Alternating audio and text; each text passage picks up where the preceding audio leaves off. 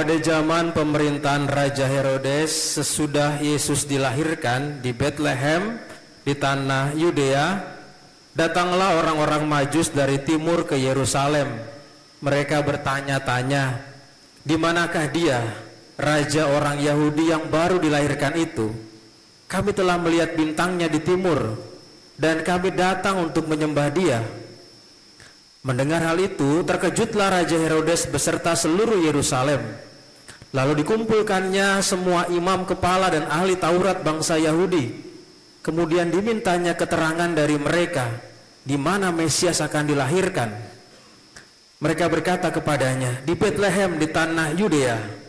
Karena demikian ada tertulis dalam kitab Nabi, dan engkau Bethlehem di tanah Yehuda, engkau sekali-kali bukanlah yang terkecil di antara mereka yang memerintah Yehuda, karena dari engkaulah akan bangkit seorang pemimpin yang akan menggembalakan umatku Israel. Lalu dengan diam-diam Herodes memanggil orang-orang Majus itu dan dengan teliti bertanya kepada mereka kapan bintang itu tampak. Kemudian ia menyuruh mereka ke Bethlehem, katanya, pergi dan carilah anak itu dengan teliti, dan segera sesudah kamu menemukan dia, kabarkanlah kepadaku, supaya aku pun datang menyembah dia. Setelah mendengar kata-kata Raja Herodes, mereka pun berangkat. Lihatlah, bintang yang mereka lihat di timur itu mendahului mereka hingga tiba dan berhenti di atas tempat di mana anak itu berada. Ketika melihat bintang itu, mereka sangat bersuka cita. Mereka masuk ke dalam rumah itu dan melihat anak itu bersama Maria ibunya. Lalu mereka sujud menyembah dia. Mereka pun membuka tempat harta bendanya dan mempersembahkan persembahan kepada anak itu, yaitu emas, dupa, dan mur. Kemudian karena diperingatkan dalam mimpi supaya jangan kembali kepada Herodes, mereka pun pulang ke negerinya melalui jalan yang lain. Berbahagialah orang yang mendengarkan sabda Tuhan dan tekun melaksanakannya.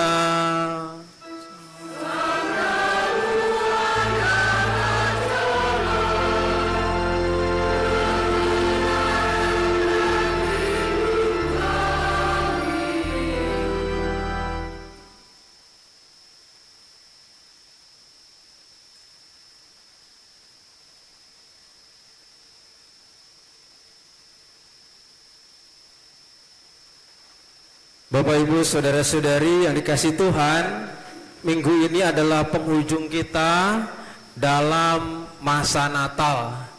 Diakhiri dengan hari ini perayaan penampakan Tuhan. Maka tidak salahnya kalau kita juga masih bisa memberikan selamat hari Natal, mengucapkan selamat hari Natal pada kanan kiri kita ya. Silakan. Selamat Natal ya. Ya. Besok 6 Januari sudah selesai, nah, makanya dipuas-puasin. Saudara-saudari, di penghujung tanggal 4-5 ini sebagai peringatan penampakan Tuhan, bersama dengan itu kita juga membuka hari ini di seluruh Kuskupan Agung Jakarta, di seluruh paroki yang dimulai dari Kuskupan di katedral. Bapak Uskup membuka dengan pintu suci, Porta Sancta. Porta itu adalah pintu gerbang, Sancta itu adalah suci. Dan sebagaimana Paus Fransiskus yang sudah membuka pada malam Natal, semua gereja-gereja di seluruh dunia itu juga harus membuka Porta Sancta. Maka semua gereja-gereja di seluruh dunia, termasuk di kuskupan kita, membuat yang namanya Porta Sancta. Porta Sancta kita baru jadi tadi jam 4:10 baru jadi, dari kemarin dikerjakan. Dan Porta Sancta yang dimiliki paroki masing-masing itu berbeda-beda, tapi maksudnya satu. Saya mau menjelaskan dulu mengenai Porta Sancta ya Bapak Ibu ya. Porta Sancta atau pintu suci ini biasa di tahun jubileum selalu dibuka. Biasanya yang dibuka itu adalah Porta Sancta yang ada di Vatikan sana. Tetapi kita juga tidak perlu berziarah ke sana jauh-jauh, di paroki kita masing-masing kita bisa berziarah. Tahun Yobel itu adalah tahun belas kasih, tahun kerahiman yang selalu dibuka. Dulu tahun 2015, sekarang 2025, 10 tahun. Dan terus berulang. Dan ini jarang-jarang ditunggu. Dulu kalau saya tidak salah ingat tahun 2015 itu banyak orang-orang yang berbondong-bondong ingin pergi ke Roma, ke Vatikan untuk bisa masuk ke pintu kerahiman. Sudah mahal, lalu kemudian juga belum tentu bisa sampai ke sana gitu ya, karena mungkin tiketnya nggak dapet dan bahkan juga kesulitan orang ke sana juga. Tetapi tahun ini pintu kerahiman tidak hanya di sana. Bapak Paus juga melihat bahwa pintu kerahiman ada di semua gereja. Maka dibuat sebagai simbol adalah Porta Sancta, yaitu pintu gerbang yang ada di gereja masing-masing. Mungkin Bapak Ibu belum melihat Porta Sancta kita bentuknya seperti apa. Nanti bisa dilihat kalau pulang. Juga kalau di monitor bisa ditampilkan, nanti bisa dilihat juga. Nah, Porta Sancta ini adalah pintu kerahiman, di mana dalam tahun Yobel, tahun kerahiman, orang diajak untuk bisa masuk dalam kerahiman Tuhan, pengampunan Tuhan. Dan kebetulan sebagai tahun kerahiman ini kita memiliki tema peziarah pengharapan. Dan oleh karena itu semua paroki-paroki di Keuskupan Agung Jakarta itu dibuka sebagai tempat ziarah dengan Porta Sancta itu. Jadi Bapak Ibu bisa berziarah ke gereja kita sendiri, ke gereja tetangga kita di dekenat, juga bisa berziarah ke dekenat yang lain ya, melewati Porta Sancta itu sebagai bentuk peziarahan untuk mohon kerahiman Tuhan, untuk mohon belas kasih Tuhan, pengampunan dari Tuhan, indulgensi, karena orang jauh-jauh waktu dulu tahun 2015 itu minta indulgensi sampai ke Vatikan itu, ke Roma itu jauh-jauh dengan mahal sekali.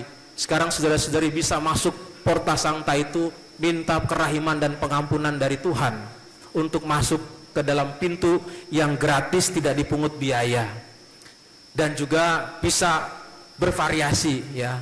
Saya sekarang sedang posisi di mana? Oh, di Jakarta Utara. Saya mau pergi ke gereja ini, gereja ini, gereja ini. Oh, sekarang saya ada di Bekasi, dekat dengan Sumarekon, pergi ke sini, ke sini. Oh, sekarang saya di Harapan Indah, ke paroki sendiri ya. Boleh. Silahkan berziarah menuju atau melewati Porta Sancta ini. Nah, ini Porta Sancta yang artinya adalah pintu gerbang kerahiman, pintu gerbang kudus yang dibuka. Nah, Porta Sancta ini Bapak Ibu saudara-saudari punya tadi tema kecil adalah peziarah pengharapan. Peziarah pengharapan kita yang berziarah tidak lagi tadi saya katakan jauh-jauh ke sana, tapi cukup di sini dan di dekenat kita atau di dekenat lain di keuskupan kita. Kita bisa berziarah dengan satu tema kecil, pengharapan. Kenapa harus ada kata pengharapan? Ini yang penting. Kita tahu bahwa tahun-tahun yang kita lewati, tahun-tahun yang sudah kita jajaki, ada banyak harapan-harapan kita, ada banyak keinginan-keinginan kita, dan ada banyak hal-hal yang mungkin kita sudah ajukan, kita sudah mohonkan, tapi apa yang menjadi harapan kadang-kadang tidak sesuai dengan realita atau rencana-rencana kita. Banyak orang frustasi dengan hal-hal itu, banyak orang putus harapan dan kecewa dengan hal-hal itu. Beruntung kita adalah paroki Harapan Indah yang tentunya pasti punya pengharapan. Harapan itu maksudnya adalah bahwa di tahun ini, di tahun kerahiman ini, orang diajak tidak putus akan harapan itu. Tuhan masih memberikan harapan, jangan takut. Kalau banyak hal-hal di tahun 2023, 2024, bahkan tahun-tahun yang lalu, segala harapan-harapan kita tidak terjadi, banyak kekecewaan kita, banyak kegagalan kita. Di tahun 2025 ini Tuhan membuka pintu kerahimannya dan kita lewati pintu kerahiman itu dan terus berharap. Itulah peziarah pengharapan. Karena kita yakin kita akan punya pengharapan dan terus berharap. Dengan berusaha terus berdoa, dengan berusaha terus meminta, dengan berziarah seperti tadi yang saya katakan, berkeliling. Nah, itu adalah perziarah pengharapan. Nah, di gambar itu sudah ada pintu Porta Sanctanya tuh di monitor. Kalau monitor itu di zoom itu ada yang namanya tadi tulisan Porta Sancta Peziarah Pengharapan, itu judulnya. Nah, sedangkan di kanan kiri itu ada anak kecil, ya, anak kecil pakai baju, pakai jas hujan, ya, dan di belakangnya ada bambu. Maksudnya apa itu? Jadi bikin ini saya dengan para karyawan jam 2 pagi sampai selesai itu dengan maksud dan tujuan. Ada makna-makna di balik itu. Kami di Dekanat Bekasi itu para romo itu mengadakan suatu rapat untuk membuat Porta Sancta yang seragam. Di Dekanat Bekasi itu punya ciri khas apa? Lalu diputuskanlah bambu runcing, maka di situ ada bambu. Bambu itu jumlahnya 10, menandakan 10 paroki. Kenapa Bekasi itu identik dengan bambu runcing? Bambu runcing kita tahu Bapak Ibu itu adalah bambu perjuangan. Bambu perjuangan para pejuang kemerdekaan itu menunjukkan jiwa patriot. Maka kita lihat ada jalan patriot, lalu ada juga yang namanya jalan pejuang. Karena Bekasi identik dengan patriot dan pejuang. Pejuang kemerdekaan itu juga identik dengan ciri khas iman kita yang berjuang di Bekasi ini. Ada yang sedang membangun gereja, ada yang sedang mengurus izin, ada yang sedang membangun aula, ada yang sedang membangun iman umat, dan seterusnya. Jadi jiwa patriot itu juga bukan hanya soal negara, tapi jiwa patriot itu juga kepada Tuhan. Maka dipilih bambu runcing itu. Dan ada yang namanya itu anak kecil itu yang pakai jas, yang kuning itu namanya Luce, yang merah namanya V, yang hijau namanya Sin, yang biru namanya Sky. Ada anjingnya namanya Santiago, burungnya namanya Aura. Di tempat kita cuma ada 2. Kenapa romo yang lain kemana? Yang lain masih berziarah ke paroki yang lain, ya. Nanti ngumpul di sini pada saat akhir tahun depan, ya. Nanti ngumpul semua. Yang di tempat kita itu ada yang warna merah V, ya, dan kuning Luce. Nah, ini adalah anak-anak atau yang disebut dengan ikon dari Porta Sancta ini, bahwa mereka itu adalah menggunakan jas seperti orang berziarah, berjalan bersama menuju tempat-tempat ziarah. Nah, jadi Bapak Ibu, itu adalah sekedar makna dibalik dari Porta Sancta paroki kita dan secara umum. Jadi dalam pembukaan Porta Sancta ini silahkan Bapak Ibu meminta belas kasih Tuhan di tahun jubileum tahun kerahiman ini dengan berziarah ke Porta Sancta paroki-paroki terdekat, dan keluar dekanat kita juga boleh sebagai tanda kita juga ikut berziarah, dan kita pun juga masih punya harapan dan penuh dengan pengharapan. Itu poin pertama dari Porta Sancta. Poin kedua adalah yang juga senada dan memiliki benang merah dengan hari ini yang kita rayakan adalah Hari Penampakan Tuhan, Bapak Ibu, saudara-saudari semua. Hari Penampakan Tuhan yang kita rayakan ini dibuka dengan Injil yang menunjukkan bahwa Herodes dia mendapatkan kabar bahwa Sang Mesias itu ternyata lahir di tempatnya dan dia tidak tahu. Sementara orang Majus dari timur itu dia jauh-jauh dan tidak ada hubungannya dengan yang namanya tradisi Israel, tradisi Mesias. Mereka datang, bahkan mereka tahu posisinya di mana, dan mereka dibimbing oleh bintang. Hal ini yang ironi menjadi suatu tanda dan gambaran buat kita bahwa di tahun jubileum ini kita pun juga memiliki yang namanya petunjuk arah dan tujuan. Orang Majus dituntun oleh Tuhan berziarah menuju kepada Tuhan, dituntun oleh gerakan bintang menuju kepada Tuhan. Sedangkan Herodes yang dikelilingi dalam tradisi Yahudi, tradisi Mesias, dia tidak tahu tentang hal itu. Kenapa pertanyaannya? Nah, inilah yang penting buat kita tanya juga, bahwa kita pun juga diajak untuk seperti orang-orang Majus ini yang terbuka untuk melihat tuntunan Tuhan dalam peziarahan hidup kita. Melihat tuntunan Tuhan itu kadang-kadang juga itu tidak mudah. Kadang hilang, kadang kita tidak jelas, kadang juga itu buram.